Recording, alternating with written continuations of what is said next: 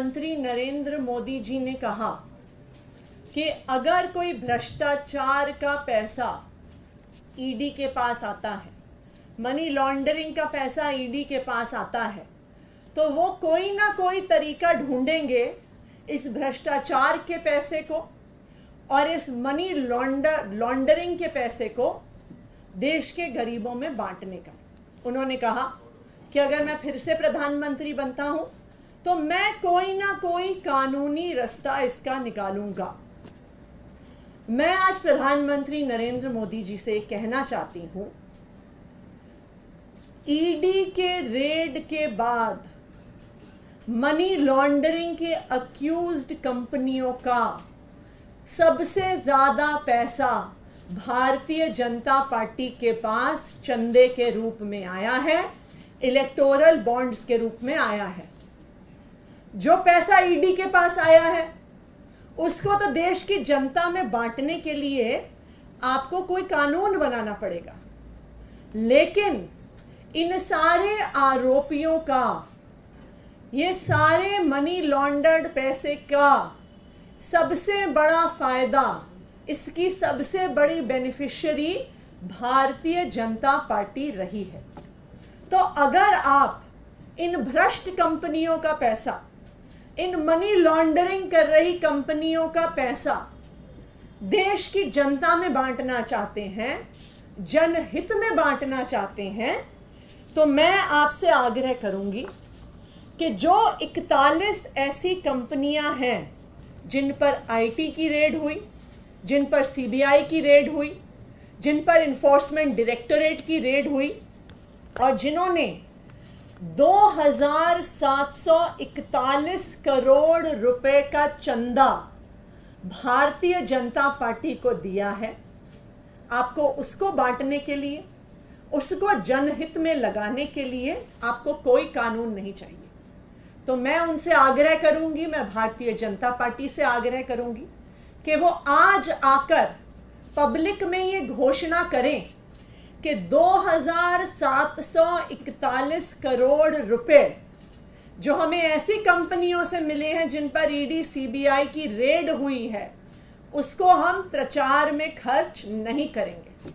उसको हम चुनाव में खर्च नहीं करेंगे, उसको हम देश की जनता में बांटेंगे, हम किसी चैरिटी में देंगे, हम स्कूल बनाने के लिए, अस्पताल बनाने के लिए गरीबों को देंगे। उदाहरण के तौर पे, और ये सब जानते हैं कि एक एक करके जिन जिन कंपनियों पर सीबीआई ईडी ने रेड किया, उन्होंने कुछ दिन बाद इलेक्टोरल बॉन्ड खरीदे और भारतीय जनता पार्टी को पैसा दिया। सबसे पहले और सबसे नामी शराब कारोबारी शरत चंद्र रेड्डी, जिनको 10 नवंबर को ईडी ने गिरफ्तार किया और उनकी गिरफ्तारी के कुछ ही दिनों के अंदर अंदर शराब कारोबारी शरत रेड्डी ने 55 करोड़ रुपए का चंदा भारतीय जनता पार्टी को दिया। तो ये तो भ्रष्टाचार का पैसा हुआ, इनको तो ईडी ने गिरफ्तार किया था, तो मोदी जी के अनुसार ये पैसा तो देश की जनता में जाना चाहिए, उनको तो कोई कानून नहीं रोकता। तो मैं आग्रह करूंगी कि आज ही जेपी नड्डा जी प्रधानमंत्री नरेंद्र मोदी जी की तरफ से ये घोषणा करें कि जो 55 करोड़ रुपया शराब कारोबारी शरत चंद्र रेड्डी से भारतीय जनता पार्टी को मिला है, उनकी ईडी के गिरफ्तारी द्वारा भारतीय जनता पार्टी आज डिक्लेयर करे कि वो इस भ्रष्टाचार के पैसे को चुनाव में नहीं इस्तेमाल करेगी। दूसरी कंपनी फ्यूचर गेमिंग, जिस पर अप्रैल 2022, सितंबर 2022, जुलाई 2022, अप्रैल 2023 में ईडी की रेड हुई। इस फ्यूचर गेमिंग कंपनी ने 52 करोड़ रुपए का चंदा इलेक्टोरल बॉन्ड्स के थ्रू भारतीय जनता पार्टी को दिया है। तो मैं चाहूंगी कि आज भारतीय जनता पार्टी घोषणा करे कि ये जो 52 करोड़ रुपए भ्रष्टाचार का, जो 52 करोड़ रुपए मनी लॉन्ड्रिंग का भारतीय जनता पार्टी के पास आया है, वो उसे चुनाव प्रचार में नहीं खर्च करेंगे, वो उसे देश की जनता के बीच बांटेंगे। हल्दिया एनर्जी लिमिटेड, मार्च 2020 में सीबीआई की यहां पे रेड पड़ती है और उसके बाद 105 करोड़ रुपया हल्दिया एनर्जी द्वारा भारतीय जनता पार्टी को दिया जाता है। तो मैं भारतीय जनता पार्टी से आग्रह करूंगी कि आज घोषणा करे कि 105 करोड़ रुपया भ्रष्टाचार का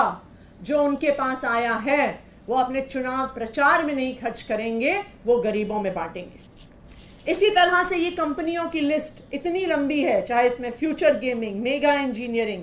Haldia Energy, Kalpataru Projects, Chennai Greenwoods, Vedanta Limited, Hetero Group, Navayuga Engineering, Doctor Reddy's, Micro Lab, Hero Motor Corp, बहुत लंबी ऐसी लिस्ट है उन कंपनियों की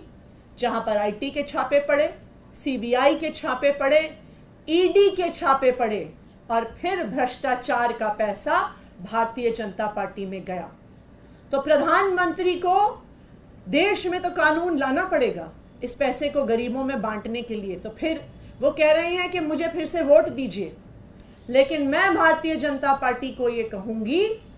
कि भारतीय जनता पार्टी के अकाउंट में जो पैसा है, जो भ्रष्टाचार का पैसा है, उसको गरीबों को देने से आपको कोई नहीं रोक रहा। आज आप घोषणा करिए कि भ्रष्टाचार का पैसा भारतीय जनता पार्टी द्वारा चुनाव में नहीं इस्तेमाल होगा और उस पैसे को हम देश के गरीबों में बांटेंगे। Thank you.